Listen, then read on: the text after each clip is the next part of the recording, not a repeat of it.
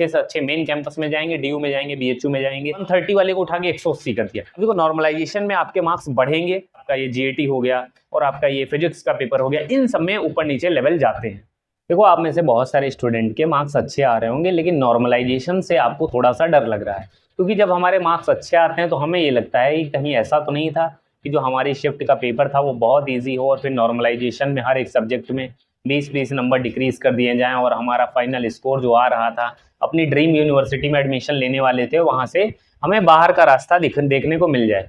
उन स्टूडेंट की बात करें जिनका नॉर्मलाइजेशन में बढ़ने के वो सोच रहे होंगे कि भैया हमारी शिफ्ट तो टफ आई थी, तो हमारे नंबर सच में बढ़ेंगे या नहीं होंगे, क्या होगा जरा बताइए।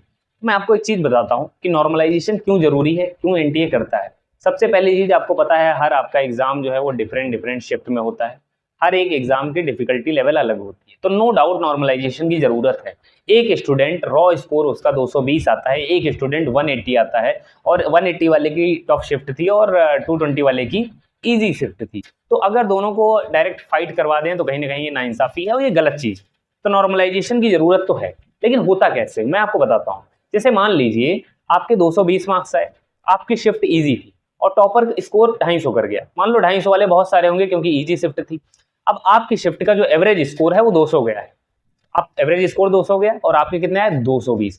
वहीं पे एक दूसरी शिफ्ट का बच्चा है जिसका टॉपर का स्कोर 200 है, टॉपर का स्कोर 200 है नो डाउट, और उस स्टूडेंट ने 180 लाया है और क्योंकि टफ शिफ्ट थी तो उसका एवरेज स्कोर 140 गया है।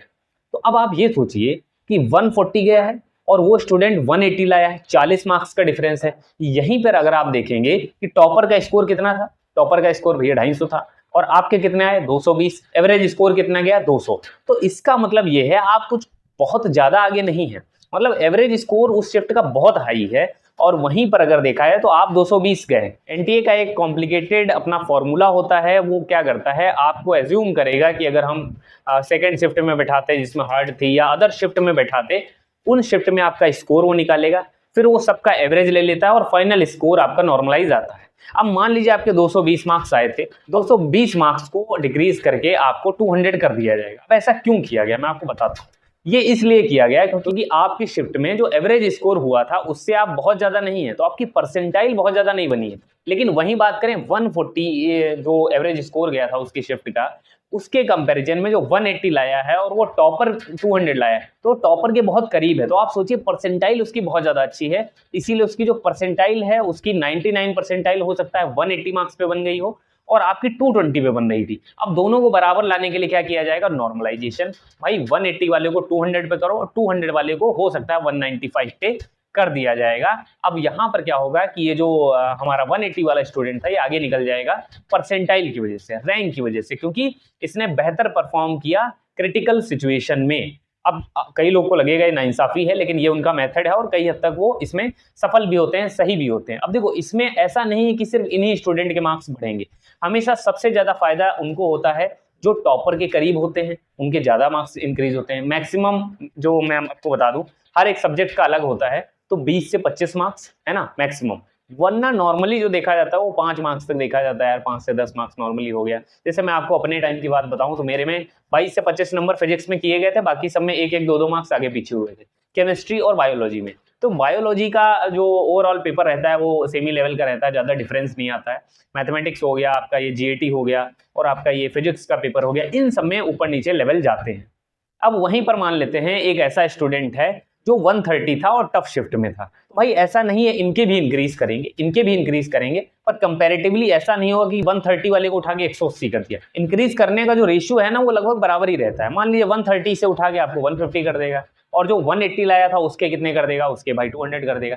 लेकिन अगर मान लीजिए कोई टॉपर है 200 वाला और अदर शिफ्ट में 250 वाला, तो इस 200 को उठा के 250 करा जा सकता है क्योंकि ये अपनी शिफ्ट का टॉपर है। लेकिन ऐसा इसलिए नहीं होता क्योंकि सिर्फ 2 शिफ्ट नहीं हो रही, मल्टीपल शिफ्ट होती है, बहुत सारी शिफ्ट होती हैं, तो सबका एवरेज लेके है ना उस हिसाब से जो टॉपर होता है उसके 20 से 25 मार्क्स बढ़ा के, कई बार मान लीजिए जैसे फिजिक्स का एवरेज टॉपर का स्कोर देखा जाए तो 240 के आसपास हो रहा है या 200, हालांकि ऐसा नहीं होता है, ये बहुत ज्यादा मैंने बता दिया, लेकिन मान लीजिए 220 हो रहा है और एक शिफ्ट का टॉपर है जिसका 200 था, टॉपर था वो, तो उसके मार्क्स बढ़ा के 220 किए जा सकते हैं ताकि बराबर किया जाए, क्योंकि वो टॉपर है और ये भी टॉपर है, तो दोनों का 100 परसेंटाइल है, तो 100 परसेंटाइल को बराबर मार्क्स देने पड़ेंगे ताकि उनको कॉम्पिटिट करा सकें। देखो नॉर्मलाइजेशन में आपके मार्क्स बढ़ेंगे तब जब जनरली ये देखा जाएगा कि आपकी शिफ्ट क्या सच में टफ थी। कई बार ऐसा होता है, जैसे मैं आपको बता दूं, मुझे ऐसा पर्सनली फील हुआ था, फिजिक्स की जो मेरी शिफ्ट थी वो टफ थी, लेकिन नॉर्मलाइजेशन में मेरे नंबर कम हुए। ये क्यों हुआ होगा, जरा सोचते हैं। ये इसलिए हुआ होगा क्योंकि अदर शिफ्ट देखी जाए तो जब एनटी ने अदर शिफ्ट का डाटा निकाला तो उसमें हो सकता है 140 marks 130 marks on an average 200 में से हो पा रहा हो, क्योंकि मेरे टाइम पे 200 का होता था और मेरा जो रॉ स्कोर आया था वो 165 के आसपास था। तो एनटीए ने अदर शिफ्ट को देखते हुए उसने ये पाया कि मेरी शिफ्ट का पेपर था वो इजी था और मेरी शिफ्ट में ज्यादा स्कोर हुआ, हो सकता है और भी मेरी शिफ्ट में स्टूडेंट ने ज्यादा स्कोर किया होगा, इसीलिए सबका डिक्रीज किया गया और मुझे 138 मार्क्स फाइनली दिए गए, जो कि दुख हुआ था, लेकिन मेरा एडमिशन हो गया था, ऐसा नहीं। लेकिन हाँ, मेरा एडमिशन सेकंड राउंड में मुझे सीट मिली थी, फिर वो सीट कैंसिल हो गई थी क्योंकि काउंसलिंग में मिस्टेक कर दी थी। तो देखो ये सारी चीजें तो यार नॉर्मलाइजेशन है, नॉर्मलाइजेशन हमारे हाथ में नहीं है। मोटा मोटा आपको आइडिया दे सकता हूँ कि शिफ्ट अगर डिफिकल्ट थी और सच में डिफिकल्ट थी, एनटीए जब मेथड लगाएगा उसमें भी डिफिकल्ट निकलेगी, तो भाई नंबर तुम्हारे बढ़ेंगे, 20 से 25 भी बढ़ सकते हैं और 5 से 10 भी बढ़ सकते हैं, उसका टेंशन मत लो। अपना कमेंट में सीयूटी स्कोर बताओ, कैटेगरी बताओ, कौन सा कोर्स टारगेट करो ये बताओ, और दूसरी चीज प्रेफरेंस शीट बनाना है मेरे से बनवा लो, अच्छी प्रेफरेंस शीट आपको प्रोवाइड कराऊंगा, 1 to 1 मेरे से गाइडेंस मिलेगी, प्लस काउंसलिंग की कंप्लीट गाइडेंस मात्र 99 रुपए। काउंसलिंग बहुत इंपॉर्टेंट है। नॉर्मलाइजेशन में क्या होगा ये हमारे कंट्रोल में नहीं, काउंसलिंग में अच्छा खेलेंगे तो एडमिशन लेंगे, अच्छे से अच्छे मेन कैंपस में जाएंगे, डीयू में जाएंगे, बीएचयू में जाएंगे, एयू में जाएंगे, बीबीएयू में जाएंगे, जेएनयू में जाएंगे, किसी में भी जाना हो काउंसलिंग इज वेरी इंपॉर्टेंट। तो चैनल को सब्सक्राइब कर लेना, मिलते हैं नेक्स्ट वीडियो।